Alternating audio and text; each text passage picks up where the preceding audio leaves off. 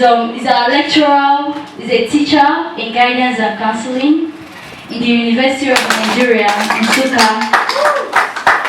So please, let's welcome Dr. Otu for the first presentation. A round of applause as he comes to the stage.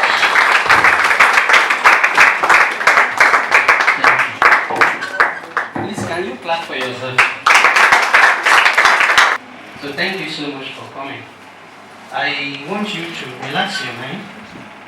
We're not just coming to fill our heads with information, but we are coming to be changed. And we are coming to be transformed.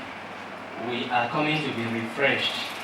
You know, some of you somehow very tired, sitting at home, strike, and other issues of life. So this is a good opportunity for you to be refreshed. Can you tell someone seated beside you, I am here to be refreshed. I am here to be transformed. I am here to have a rethink. I am here to go making right choices. I am here to impact lives. I am here to fulfill my destiny. Alright, thank you so much. The theme of this summit is there on the board, on the screen, sorry. Enhancing, can we read it together? Enhancing emotional and social intelligence for effectiveness in counseling and other helping professions. Okay, enhancing emotional and social intelligences for effectiveness in counseling and other helping professions. Social intelligence means, I also believe why you came is so that your own emotional intelligence and your own social intelligence can be enhanced. Is that right? Yes. If that is not why you came, you have to change your mind and then make up your mind to be changed, as in to have this emotional intelligence enhanced in your life. First, I'm going to say a few things regarding counseling and effectiveness in counseling and other helping professions. I want to believe that many of you here are in counseling, but I can't believe all of you are in counseling. I also believe that some of you are in other helping professions like nursing, social work, pharmacy, medical field, and many other helping professions. So, but even if you are not in any of this, you may have a passion or you may have interest to help one another in life, help one another live a better life. So, if what I'm saying is right, then this topic is fitted. The first few points I want to make is this: that the well-being of many people are dependent on the effectiveness of the helping professions. Do you believe that? Yes. Yes. If you do, you tell me yes. If you do not believe, you have the right to say no. So let me say it again. The well-being of many people are dependent on the effectiveness of the helping professions. Yes. Do you believe it? Yes. Alright, and these helping professions include professions like counseling, pastoring, social work, nursing, mental health, caregiving, medical care, psychology, and others. You can name them. The list can keep going on and on. Even some other courses or professions can be converted to be helping professions depending on who and who are involved. Alright, I made another point there that if these professions are not effectively carried out, it affects people generally. It affects nations. When counselors, for instance, teachers, social workers, nurses, pharmacists, medical doctors, and others are not effective people's well-being is affected. Is that a truth? Is that a truth? Yes, sir. That people's well-being are affected when a counselor is not doing his job well. Have you ever seen a doctor who is not doing his job well? Do you see that somebody can die? Yes, sir. Have you seen a nurse who got angry with patients and refused to administer injection on time and that patient died? Yes. So that tells you that the life of people depend on the effectiveness of the helping professionals. That is affected. The whole nation is affected. Let me tell you something. Many people are dependent on you. Many people are depending on you, not just your family. As a matter of fact, certain things are the way they are simply because some of these helping professions are not effective. Let me give you an instance. People are complaining of Nigeria. Nigeria is not achieving this. Nigeria is not achieving that. Question: what percentage of emphasis is given by Nigerians to a course like counseling? Do you understand it? People neglect the most important thing in life. What seems to be the most relevant thing is being underrated by so many people. Some of you that are studying counseling, if you interact with some people, probably when you just got admission year one, people are asking you, what course are you studying? You say guidance and counseling. They say, look, they give to you. You observe that. They are trying to communicate to you that this thing we are studying, we are not aware of. That we don't know exactly what you are up for. So some of them are thinking you have wasted your time. You've wasted admission. Some may think that you've wasted your father's money. Because they are like, where are you going to work? Did I even make the right decision? Some of you that probably did not choose the course. You know your university by chance gave it to you. You understand what I mean? As you didn't have admission in your chosen course. And then maybe you found yourself there. You now begin to feel so bad that you've made a wrong decision. But meanwhile, you've done the right thing. You've done the right thing. By choosing a course that is directly concerned with the well-being of people. You've chosen the right thing. The mind of God for the people, the mind of God is more for the people than it is for anything else you can think of. For God so loved the world that He gave His only begotten Son. Do you see that love? Do you see that love? Yes, sir. God loves people. So when you are in a profession like this, any profession that has to do with helping people, you are doing the right thing. You don't have to be carried away by what people say. Let me show you something there. Look at the next point. So take for instance, where there is no counsel, the people fall. And I quoted Bible there. Proverbs 11, verse 14. Where there is no counsel, what happened? Answer me. The people fall. But in the multitude of counselors, what happened? There is safety. Let's look at the next point. Without counsel, purposes are disappointed. Do you see that? Do you see it? Yes. Without counsel, purposes are disappointed. But in the multitude of counselors, they are established. Do you see why many plans have failed? Okay, do you even agree with me that many plans have failed? Yes, sir. Do you agree? Now, what's the problem? What's the problem? Why do plans fail? Lack of counseling. Do you see it? Yes, sir. So now I'm pointing your attention to where our problem in Nigeria is. It's not about you blaming the government, blaming the president, blaming your government or your local government leaders, blaming this one, blaming that one. What you should be blaming is what? Lack of cancel, because all the plans for Nigeria may keep on failing if counseling is lacking, or if counseling keeps on lacking. It is not my word. I quoted, you see it here, Proverbs 15:22. Multitude of counselors bring establishment of purposes. It's not one counselor, but multitude. You know what multitude means? Yes, sir. Countless number, right? Numerous. Brings what?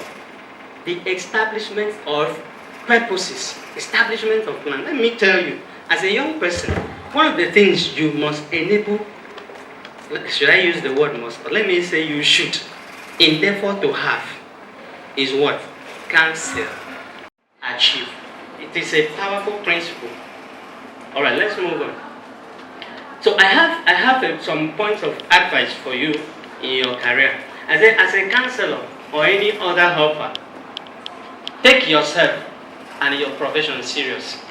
Nobody is going to take your profession serious more than yourself. Do you understand? As a matter of fact, if you are not serious with your profession, nobody is going to be serious with it. Your family will disappoint you. They won't be serious with your cause, your profession. You say you have passion, and your passion is to help people solve a particular problem, and people are looking at you. So how much will be coming out when you finish solving this problem? What are you going to benefit? You know you may not be able to answer that question. Do you know? Yes, sir. Please respond. Yes, You may not be able to answer that question. So they may discourage you. I'm advising you to take yourself what? Serious. Take your profession serious.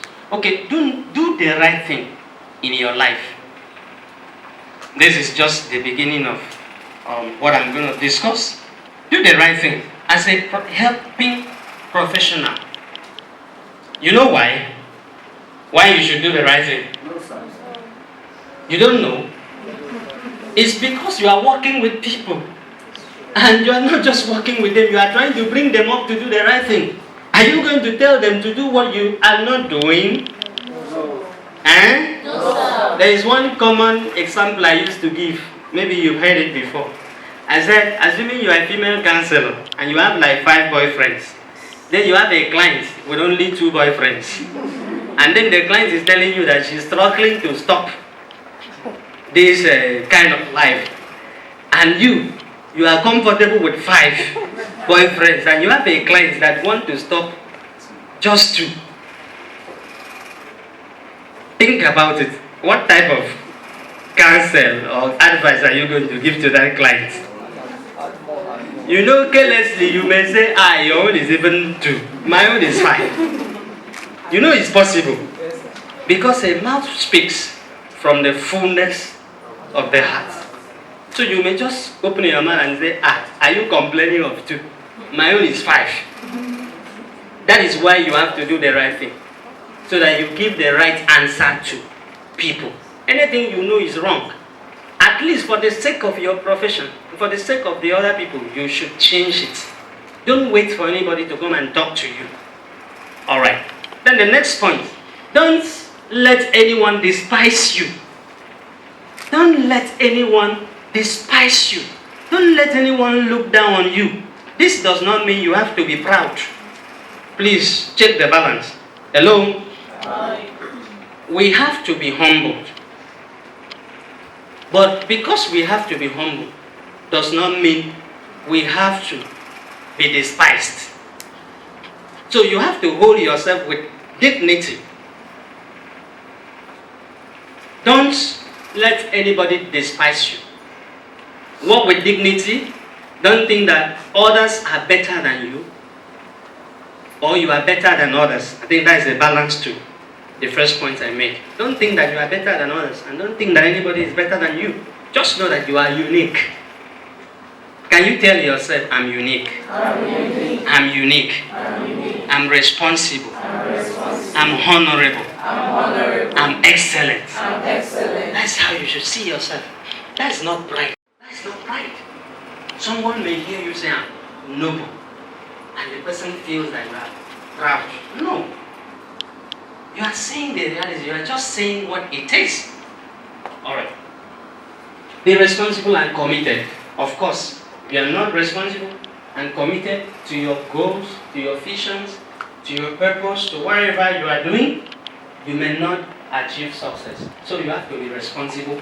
Things do not happen automatic. I tell people that the will of God is not always done. That's for some of you that are very, very good in praying and asking God and sitting down or do everything you want to do.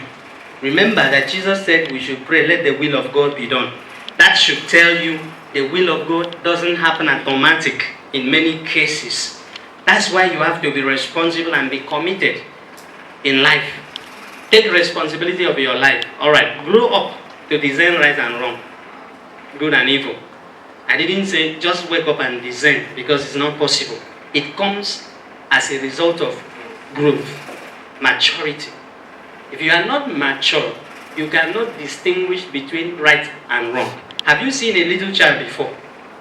Answer me now. Have you seen a little child before? Yes. Okay. That a little child you saw, was he able to distinguish between right and wrong? No. But as he grows up, what happened? He began to understand right and wrong. That is why if you see an adult behaving like a little child is annoying. Now, the way you are doing some things like a year old, just imagine, it's imagination. Imagine a whole you doing something like what a 1-year-old child would do. Does it make sense? No. If you are your father, then you see your child behave like that, will you be happy? You won't be happy. So what I'm trying to communicate there is, as you are growing up, everybody is expecting you to mature and be able to discern right and wrong, good and evil. So it's somehow that you are 20, 25, 27, 30, and you are still doing, or you are still unaware of the difference between right and wrong. And in your life, anything goes. You can just choose anything. You can just do anything. It's wrong. The kingdom, as a counselor now, and as a helping professional, you have to choose the kingdom you want to promote in your profession and practice the culture of that kingdom. Let me explain what I mean. There are two kingdoms in this world.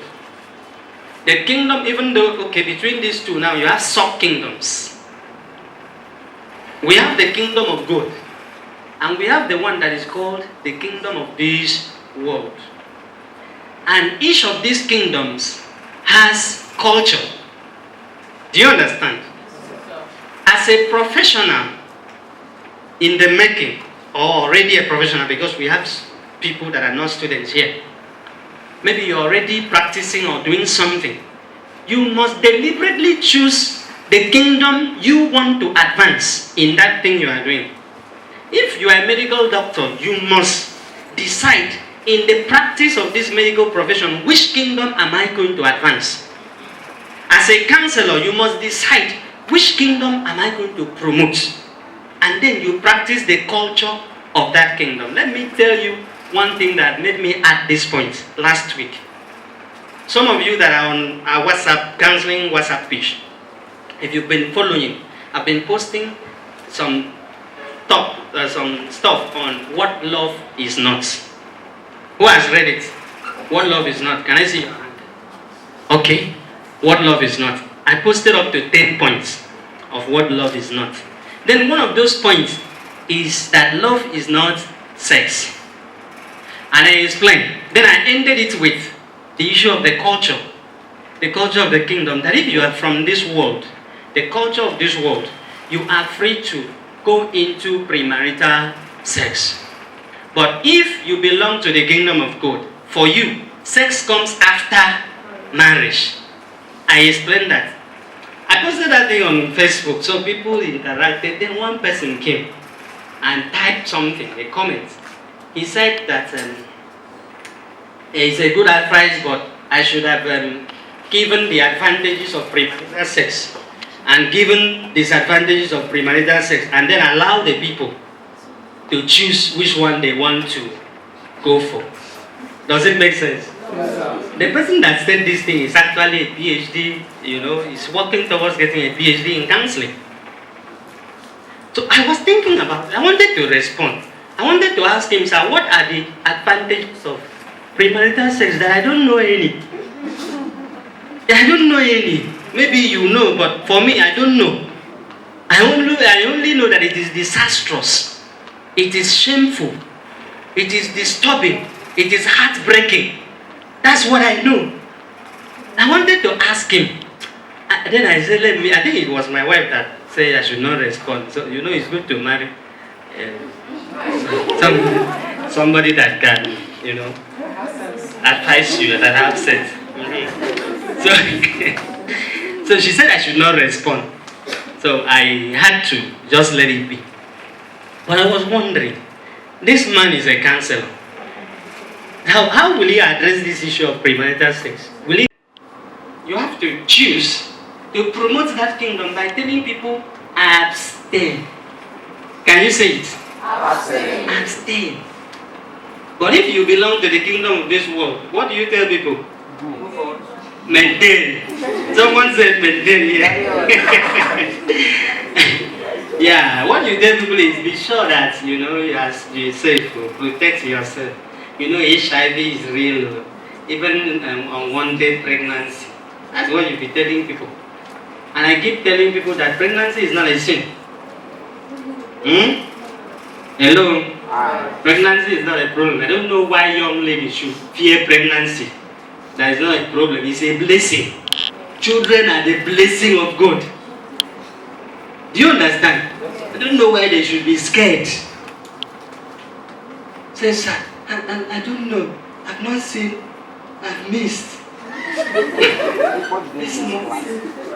Though I'm not sure of my calculation, but why should you be scared? Shouldn't you be happy that the blessing of God is coming to you? Hello? The point is that people should fear premarital sex. They should not fear pregnancy. If you've done nothing, even if you miss for 3 months, will it bother you? No, sir. It won't bother you. So when you see somebody checking calendar, 24 hours,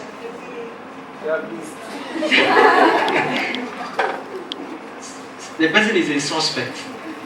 Maybe he has done something that he was not supposed to do. Alright, so that's the candid advice I can give to would-be counselors and practicing counselors. Let's move into the second few points I want to make. Okay, please write your question. We have question time. Or is it directly connected to this, what I just said? Okay, just write it down. We will answer. Turn the back of that order of events and write it. You can pass it to me. Alright, another few points I'm making to connect to the topic is this. Counseling and other helping professions are largely dependent on emotional and social intelligences. Do you see that? And the reason is that this profession deal directly with human beings, not tools and not animals. They are human engineers. Have you seen a mechanical engineer before? Yes, sir. You've seen a mechanical engineer? Yes, sir. And he works with tools. He works with tools. Yes? He uses machine. Respond now. Yes, sir. But you, being a counselor, what do you work with? Human beings. What do you do most of the times? You talk. Yes. That is why you need to understand emotional intelligence and social intelligence. Please, the noise is distracting. Okay. Then the next point, why this is necessary for you as a professional. in the helping profession is this.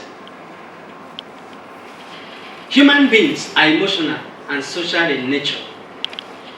God created us like that. Remember, God created us in His image and likeness. Is that okay? Yes, sir. If you want to know how God is, just look at me. He created me like Himself. If I have emotion, it means God has emotion. Is that okay? Yes, sir. Because when we say relationship, most times, people's mind run to opposite sex relationship. That's not what we are discussing in this particular meeting. But I'm saying that you don't have to be alone, like alone, nobody in your life. Nobody is understanding what is happening to you. This does not mean you don't have a roommate. You may have a roommate that does not know what is going on in your life. So you may actually be struggling with debt. Debt. And your roommate doesn't know. You may be dying inside and nobody around you knows. You may actually die physically if you are like that. Do you understand what I'm saying? Yeah. So you have to live a kind of life that gives people opportunity to know what is happening in your life, what is happening around you. It's going to help you a lot. It's going to save your physical life.